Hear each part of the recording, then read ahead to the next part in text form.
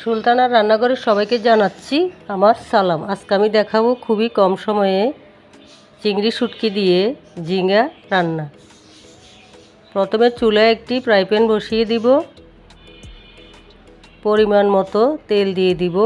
তেল গরম হয়ে এলে 4 টুকরো কাঁচা মরিচ দিয়ে দিব। চিংড়ি শুটকি ভালো করে ধুয়ে পরিষ্কার করে রেখেছি। এবার শুটকিগুলো দিয়ে ভালো করে ভেজে নেব। যে কোনো শুটকি এভাবে তেলে ভেজে নিলে টেস্টে দ্বিগুণ বেড়ে যায়।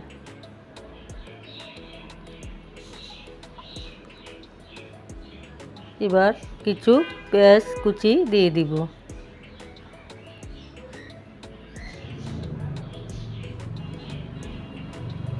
এক চামচ লবণ, 1 চামচ হলুদ, 1 চামচ মরিচ, হাফ চামচ জিরা ধনিয়া, 1 চামচের বেশি রসুন বাটা দিয়ে অল্প পরিমাণ পানি দিয়ে ভালো করে মশলাটি কষিয়ে নেব।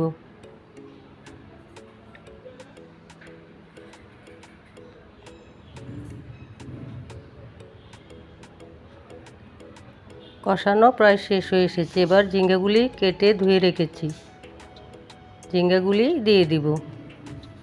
কিছু সবজি আছে যেমন ঝিঙ্গা, লাউ, চিচিঙ্গা।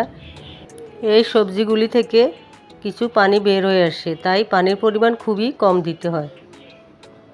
ভালো করে নেড়ে ছেড়ে নেব। বাসায় যেদিন এই রেসিপি রান্না করি সেদিন আর মাছ মাংসের প্রয়োজন পড়ে না। আবারও ঢাকনা তুলে ভালো করে নেড়ে চেড়ে নেব।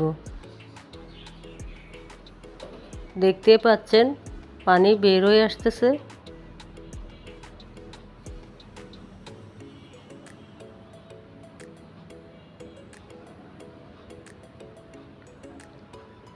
এবার অল্প পরিমাণ পানি দিয়ে ঢাকনা দিয়ে কিছুক্ষণ রেখে দিব। পানি শুকানো পর্যন্ত ঢাকনা দিয়ে রেখে দিব।